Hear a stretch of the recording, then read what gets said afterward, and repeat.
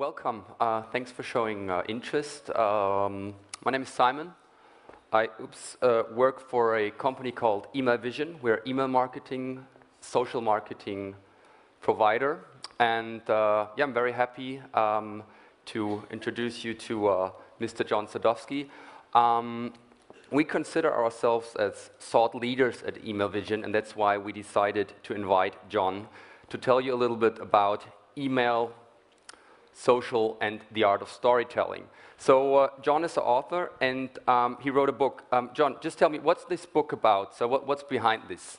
Well, hello, Simon, and thank you for inviting me. The book is called Email, Social Marketing, and the Art of Storytelling. And really, this book came to be because of Nick Hayes, the founder of Email Vision, who's someone that I've known since he launched Email Vision in 1999. And I wrote a book a few years ago because I do a lot of consulting which involves coaching of leaders, helping leaders express themselves by telling their stories of identity. And that's where storytelling, that's how I use storytelling in most of my life, stories of identity for leaders. One of the people that I coached many years ago was Nick, the founder of Email Vision. When I gave Nick a copy of my book in French about leadership and storytelling, he read that book and he called me the next day. And he said, you know, all of this stuff really applies to the way we see the future of email and the future of social marketing. It's all going to become about storytelling. So why don't you interview some of our clients and write a book that we can share with our client base and write a book that we can share with the world?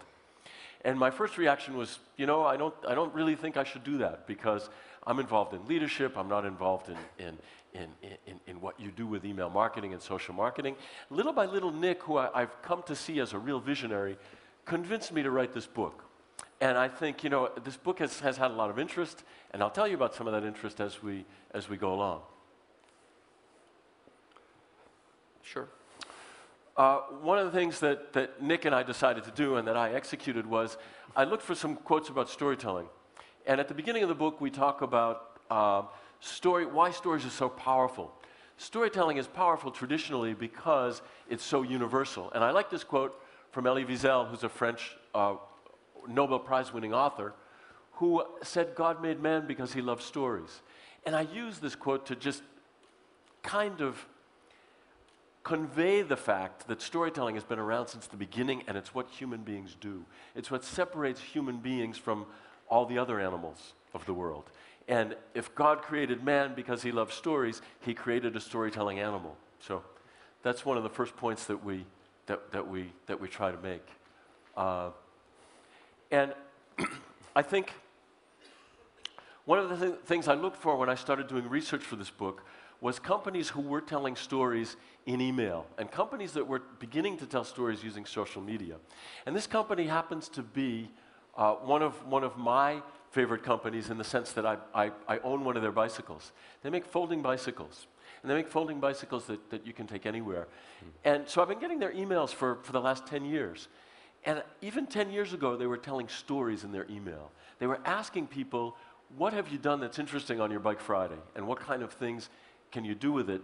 And then they take the best stories and they send them out in newsletter form. And what I found interesting about this is, you know, even if you just think about email, without thinking about social or storytelling, what happens? We all get too much email, and we all get a lot of spam, and we all like to delete things. This is a company that for the past 10 years, when I get their monthly newsletter, I open it because I know it tells a good story, okay?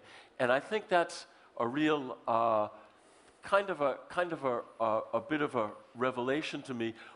First, I'd like to, I thought we had another slide, but go ahead. Okay. I'll tell you about some of the stories they tell. You know, they tell stories about exotic things. A woman who was taking her bicycle for 2 months all over Japan and just riding the trains. But they also tell stories about people who use Bike Fridays in their daily lives.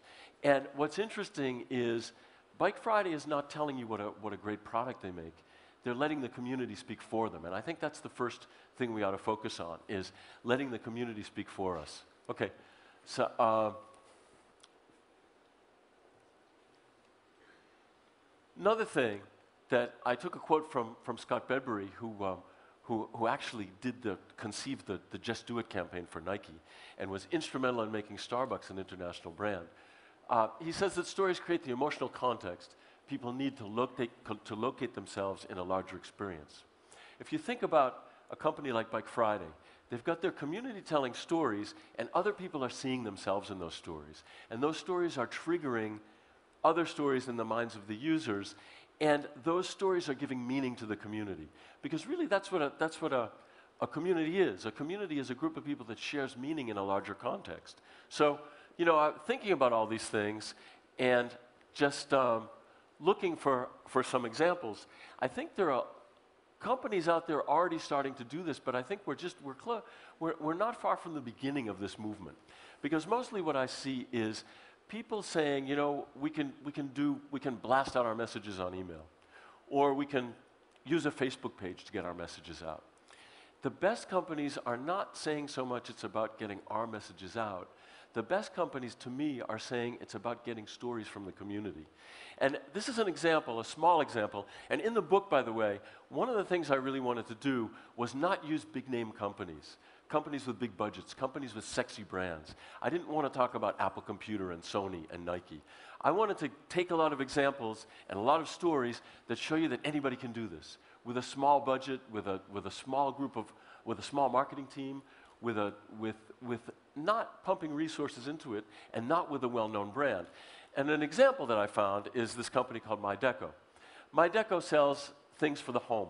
You know, they help you find the best prices on furnishings for your home. But it's not about selling furnishing for the home, to me. It's about creating a community that's passionate about design. And that's what this company's been able to do. They get people to send in their stories of how they decorate their rooms. They get people, they challenge people. They challenge people, they get a professional designer and they say, here's how this famous designer designed a bedroom. Use our interactive design tools and show us what you would do with a bedroom. So they get people sharing their stories in those ways, in very simple ways. Yeah. Okay. Another point I like to make is that I think it's really the beginning of storytelling. It's about listening. And we have the tools to do it today. You know, there are people, I worked with companies that they follow their blogs, you know, and there are lots of people out there blogging about a lot of things. They follow what's happening on the social sites. They follow Twitter, and it's mostly about listening. Mostly about listening to see what your community and your potential community is concerned about and talking about. So I like this quote too. In order to speak, one must first listen. Learn to speak by listening. And it was true in the 13th century when Rumi said it, and it's true today. And I think we forget that sometimes. I think we think too much about getting our messages out and not enough about listening to our groups, our constituents, our clients, our communities. Okay? So, great example of a company that I found that's doing this. This is a company that happens to be near where I live in the south of France. And it's called Maton. Maton sells pots and pans. And I think that's not very glamorous.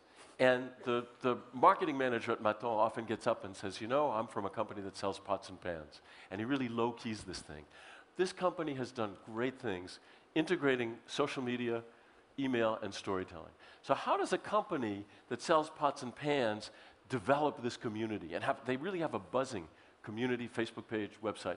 First thing they do is they send out an email.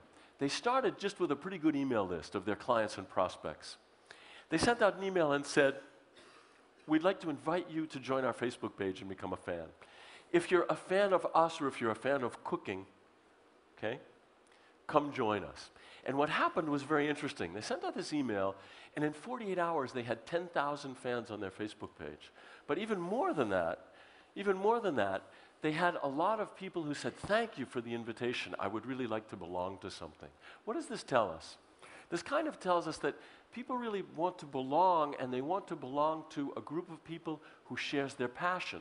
Now, obviously, the passion isn't for the pots and pans. The passion is for all the things they do with the pots and pans. So what do? They exchange their stories. They're passionate about cooking. And in France, this has worked very well, and I think it would work in many places. But in France, everybody has a story about a recipe. You know, this is the way my mother made it. This is the way we do it in our restaurant.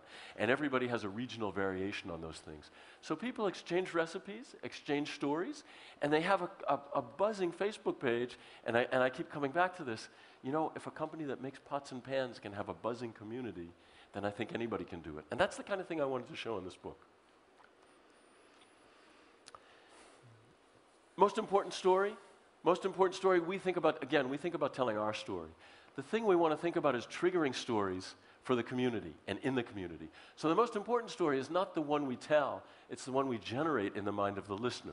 And I think that's a really important thing to keep in mind. What you want to do is get the community thinking, yeah, I have a story like that and I could exchange that and contribute that. Those kinds of things. And a company that's done this really well is Filofax. And again, I wanted to find companies that did ordinary things from daily life. This is not an ordinary company, but it's a company that does something ordinary. They make organizers, you know, paper organizers, where you keep your addresses and your calendar and things like that.